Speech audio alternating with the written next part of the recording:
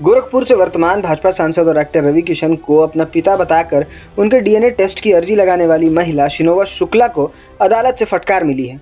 Court ने सीधे सीधे रवि किशन को बड़ी राहत देते हुए कहा कि प्रथम दृष्टया ऐसा कहीं से भी नहीं लगता कि इस केस में कुछ भी संदेह करने जैसा है जिसके लिए डीएनए टेस्ट की अनुमति दी जाए। इसमें कहीं से भी ऐसा नहीं लगता कि महिला की मां और रवि किशन के बीच किसी भी तरह का कोई पारिवारिक संबंध रहा हो, तो फिर अदालत किस आधार पर इनका डीएनए टेस्ट कराएगी। इस फैसले के बाद रवि किशन अब आक्रामक रुख अख्तियार कर चुके हैं और उनके जानने वाले कहते हैं कि दोषियों को बख्शा नहीं जाएगा।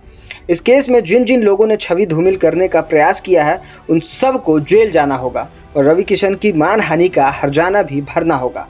यह कोई साधारण आरोप नहीं था और इसे लोकसभा चुनावों से ठीक पहले पब्लिक में उछालकर एक बेहद गलत संदेश फैलाया गया और इससे लोगों के मन में एक तरह तरह के विचार उत्पन्न होते, लेकिन समय रहते हुए माननीय अदालत ने दूध का दूध और पानी का पानी कर दिया। बता दें कि अभी कुछ दिनों पहले ही एक महिला अपर्णा सोनी उर्फ अपर्णा ठाकुर ने लखनऊ में प्रेस कॉन्फ्रेंस करके मेगा स्टार रवि किशन पर सनसनीखेज आरोप लगाते हुए कहा था कि रवि किशन उनकी बेटी शिनोवा के बायोलॉजिकल पिता हैं और इस महिला ने इंस्टाग्राम जैसे सोशल मीडिया का इस्तेमाल करते हुए प्रधानमंत्री और मुख्यमंत्री योगी आदित्यनाथ तक इन आरोपों के साथ पहुंचने की कोशिश की थी। ऐसे में सांसद रवि किशन मुश्किलों में घिरते हुए नजर आए थे, लेकिन 26 अप्रैल को मुंबई के डिंडोसी कोर्ट के अंदर से आए इस केस के फैसले से रवि किशन को बहुत बड़ी राहत मिली है। अभी डिटेल जजमेंट की कॉपी बाहर नहीं आई है, लेकिन रवि किशन के करीबियों का कहना है कि इस पूरे मामले में बड़ी साजिश रची गई है जिसका भंडाफोड़ आज अदालत के अंदर हो गया और अब इस मामले में दोषियों को अंदर जाने के लिए तैयार रहना होगा। दरअसल देश के अंदर लोकसभा चुनाव की धमक पड़ चुकी है